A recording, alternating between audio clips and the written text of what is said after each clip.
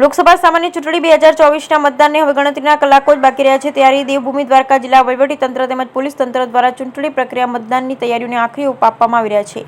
દેવભૂમિ દ્વારકા જિલ્લો કે જે જામનગર લોકસભા સીટની અંતર્ગત આવે છે, જેમાં 2 વિધાનસભા 81 ખંભાળિયા અને 82 દ્વારકાનો સમાવેશ થાય છે, ત્યારે દ્વારકા જિલ્લામાં મતદાન આવતા મતદારોને કોઈપણ જાતની તકલીફ ન રહે અને શાંતિપૂર્ણ માહોલમાં મતદાન કરી શકે તે માટે દેવભૂમિ દ્વારકા જિલ્લા વહીવટીતંત્ર અને પોલીસ વિભાગ દ્વારા તમામ જાતની તૈયારીઓને આખરી ઓપ આપવામાં આવી રહ્યો છે। 12 જામનગર લોકસભા બેઠક પર આવતીકાલે 14 ઉમેદવારો માટે મતદાન યોજાશે।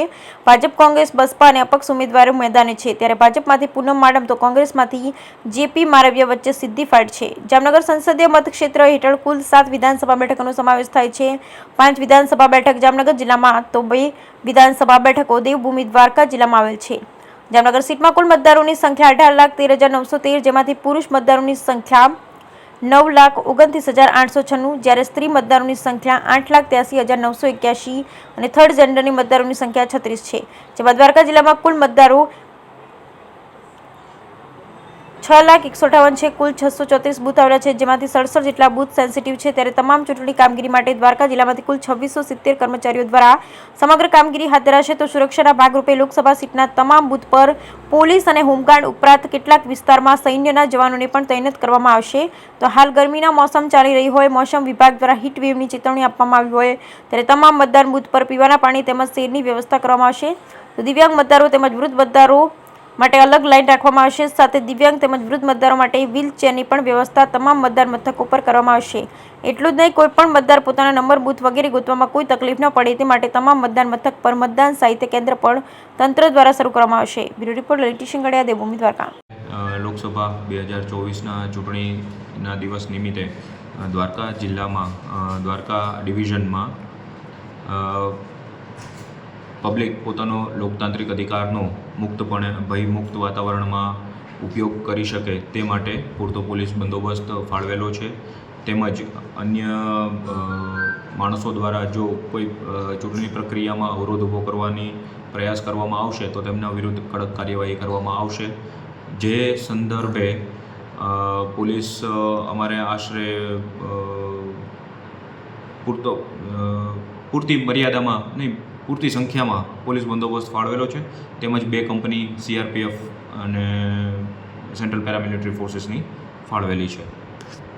સર, આ કઈ જગ્યા 7/5/2024ના રોજ ત્રીજા તબક્કા અંતર્ગત દેવભૂમિ દ્વારકા જિલ્લામાં લોકસભાના માટે મતદાન થવાનું છે। મતદાન પ્રક્રિયા માટેની તમામ તૈયારીઓ જિલ્લા વહીવટીતંત્ર, જિલ્લા પોલીસ તંત્ર દ્વારા પૂર્ણ કરવામાં આવેલી છે।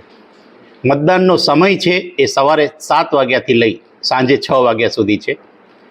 મતદાતા મત આપવા માટે ચૂંટણી કાર્ડ અને અન્ય જે 12 વૈકલ્પિક પુરાવાઓ છે તે લઈ મતદાન કરવા જઈ શકે છે અને એમને મતદાન કરી શકે છે। મતદાન કાપલી જે આપવામાં આવેલી છે એ માત્ર માહિતી માટે છે, તે મતદાનનો ઓળખનો પુરાવો નથી।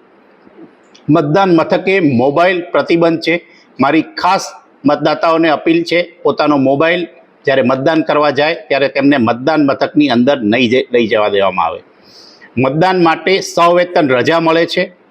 આ જો કોઈ કંપની કે કોઈ કર્મચારીને એમના એમ્પ્લોયર દ્વારા રજા આપવામાં ન આવે તો તેઓ 1950 પર ફોન કરી જાણ કરી શકે છે। એના માટે તંત્ર યોગ્ય વ્યવસ્થા કરશે।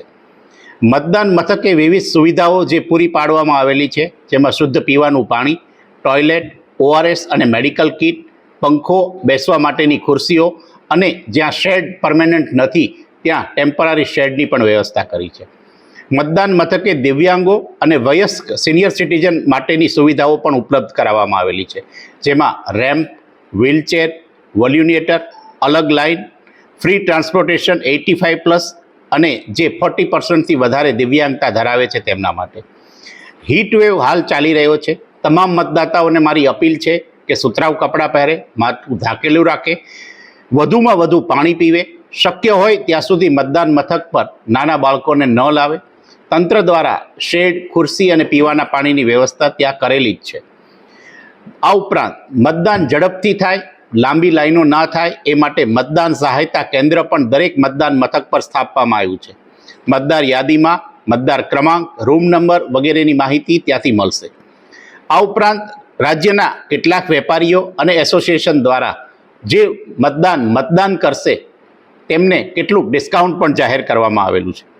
મારી મતદાતાઓને ખાસ અપીલ છે, સૂરજ ભલે ગમે તેટલો તપે, મતદાતા મતદાન કર્યા વગર ન જપે. સહપરિવાર મતદાન કરીએ, 100% મતદાન કરીએ. દ્વારકા જિલ્લાના તમામ મતદારો પોતાનો મતાધિકારનો ઉપયોગ કરશે તેવી મારી અપીલ છે.